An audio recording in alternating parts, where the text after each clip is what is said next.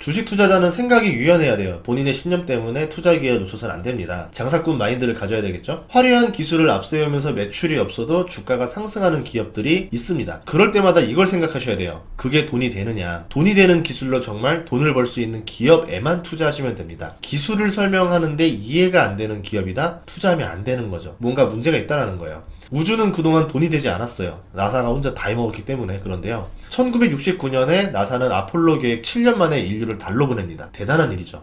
하지만 그 이후에 미국 의회 입장에서 봤을 때는 나사는 그냥 돈 먹는 하마에 불과했어요. 미국도 재정 적자가 심하던 시기였었거든요. 금태환제도 포기했었죠. 닉슨 쇼크. 거기에다 베트남 전쟁으로 재정 적자 심해가지고 경제가 급격히 나빠지기 시작합니다. 1972년 아폴로 17호를 마지막으로 보내는데, 원래 아폴로 계획은 20호까지 있었지만 경제적인 이유로 도중에 끝을 내버려요. 나사도 비용을 줄여야 되는 상황이기 때문에 재사용 로켓을 개발하게 되는데, 이게 스페이스 셔틀입니다. 아폴로는 1회용이니까 1회당 발사 비용이 비싸지만 재사용 우주선을 사용하면은 비용을 눈에 띄게 줄일 수 있다. 그러면 적은 예산으로도 우주선 발사를 계속할 수 있다라는 생각에서 나온 아이디어예요. 이게 스페이스 X 아이디어의 모티브가 되기도 합니다. 이때 사용했던 게 액체 수소 로켓 엔진 RS-25입니다. 근데 이거를 지금도 쓰고 있어요. 1981년에 이틀 동안 비행을 마치고 다시 돌아오는데 성공을 했죠. 나사는 스페이스 셔틀 5개랑 RS-25 엔진 46개를 만들어요. 하지만 전혀 비용이 줄지 않았습니다. 왜 그러냐? 정치적인 이유가 들어갔기 때문에 그런 거죠. 원래 계획은 매년에 24개씩 발사를 해서 회당 8천억 원 정도의 발사 비용이 나올 거다라고 예상을 했었는데, 실제로는 회당 2조 원의 비용이 들어가요. 실패한 계획이 되니까 2005년에 다음 세대 유인 우주선과 발사체 개발 프로그램이 법안으로 통과가 됩니다. 2010년 안에 유인 탐사선을 다시 보내고 국제 우주 정거장을 개발한 다음 달과 화성에 우주인을 보낼 계획을 세웁니다. 이 명칭이 콘스텔레이션 프로그램인데요. 그래서 2006년에 우주 수송을 상업화하는 COTS 프로그램이 등장합니다. 유인 우주선과 화물선으로 나눠서 개발을 하는 거예요. 국가 부담을 줄이기 위해서 민간을 이때 참여를 시킵니다. 입찰에 낙찰된 업체가 자체 설계를 해서 우주선을 만들고 발사체도 만들고 우주선도 쏘아 올리고 돈도 알아서 조달하라는 개념이죠. 대신에 이렇게 하면은 우주선과 발사체는 민간의 소유가 되는 거예요. 일론 머스크의 스페이스 X가 2002년에 설립됐는데 스페이스 X가 여기에서 낙찰을 받습니다. 그래서 스페이스 X는 나사와 맺은 계약 때문에 스타쉽을 일정대로 성공을 시켜야 돼요. 그러다가 2008년에 리먼 사태가 터지죠. 미국의 재정 상황이 나빠지면서 돈도 안 되는 나사에다가 예산을 많이 배정할 수가 없게 됐습니다. 2010년에 오바마는 기존 프로그램을 취소하고 나사는 민간 기업들과 공동으로 추진하는 아르테미스 계획을 제안합니다. 기술 개발은 나사가 하고 수송과 같은 상업적인 일은 민간 업체가 하는 거죠. 그러면 나사는 기술 개발 예산만 필요해지는 거예요. 그런데 이렇게 되면은 기존의 나사의 하청업체들이 도산할 우려가 있잖아요. 표를 의식한 의회들의 반대로 인해서 기존 우주선 산업을 나사가 그대로 하고 로켓은 스페이스 셔틀 때 쓰던 기술을 그대로 가져가기로 합니다. 새로운 기술 개발을 못하게 법으로 정해버려요. 개발 업체들의 로비와 일자리 문제로 50년 된 로켓 기술을 그대로 쓸 수밖에 없는 겁니다. 작년에 아르테미스 1에서 로켓 이상이 나왔었는데 이것도 구식 로켓 때문이라고 생각을 하고 있어요. 이상한 거는 나사의 예산은 계속 늘어나고 있고 예전부터 일하던 개발 업체들한테 그 돈이 그대로 들어가고 있다라는 겁니다. 그리고 그 업체들은 다시 정치권에 로비를 하는 순환이 벌어지고 있는 거죠. 이렇게 과거 우주개발 업체 연합이랑 스페이스 X가 따로 개발하는 모양새가 나오고 있는 겁니다. 자동차 업계에서도 눈엣 가시인 일론 머스크가 우주 방산 업체들한테도 눈엣 가시인 존재인 거죠.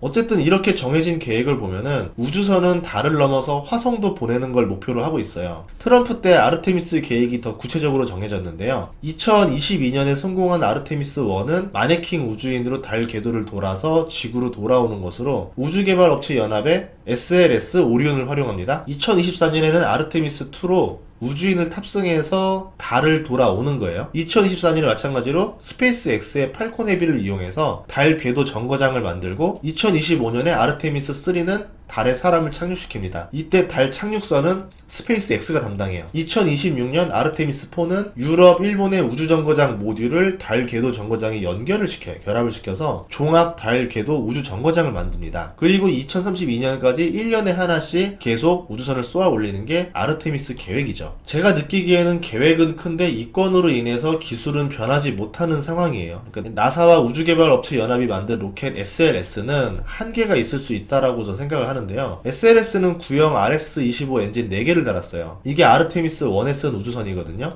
반면에 이번에 실패한 스타쉽의 추진체인 슈퍼 헤비는 엔진이 33개가 달려있습니다. 이번에 6개가 작동하지 않았죠.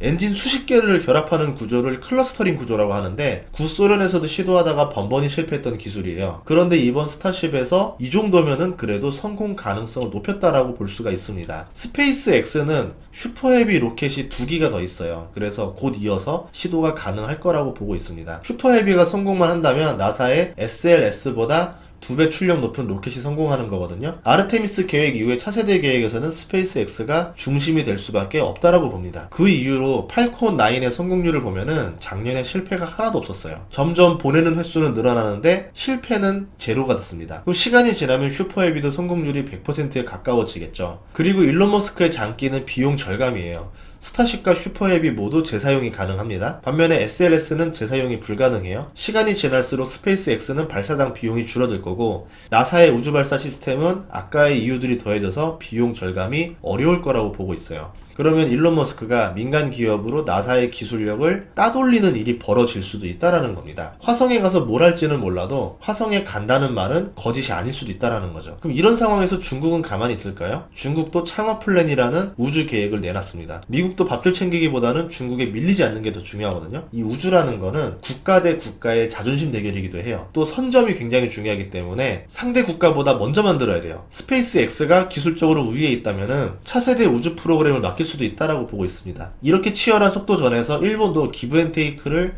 미국에 제안하고 있는데요. 일본인 우주인도 보내고 있고 일본도 우주 개발에 숟가락을 얹고 있습니다. 아르테미스 계획에 꽤 많이 참여하고 있어요. 우주에서는 주인이 없기 때문에 상징성과 선점이 중요한데 이번에 4월 25일에 민간 기업으로는 처음으로 일본 우주선이 달에 착륙하게 됩니다. 이 민간 기업이 아이스페이스예요. 상장한 지 일주일밖에 안 됐는데 주가가 벌써 50%가 올랐습니다. 전 세계가 우주 개발의 속도를 올리고 있어요. 우리나라도 나사와 스페이스 X에 납품하는 기업들이 많이 있습니다. 하지만 독자적으로 우주선을 띄워서 상징성을 보여줄 필요가 있겠죠. 다누리호가 탐사선 1단계인 달 궤도를 돌고 있는데요. 2단계는 이번에 아이스페이스가 하고 있는 달 착륙인 거고 3단계는 예전에 나사가 했었던 달 탐사 로봇을 보내서 정보를 수집하고 다시 돌아오는 기술이에요. 이 기술이 되고 나면은 이제 화성으로 보내고 우주정거장 모듈을 만들어서 미국 달 우주정거장과 결합을 하고 그렇게 되면 우리도 확실히 우주에 대해서 지분을 가지게 되는 거죠. 달 탐사국만 해도요 대단한 거예요. 한국이 미국, 러시아, 중국, 일본, 유럽, 인도밖에 없었거든요. 이제 한국도 하게 된 거잖아요. 이것도 엄청난 거지만 그래도 속도를 더 올려야 된다는 생각을 해요. 그런 점에서 보면 스페이스 X를 만든 일론 머스크는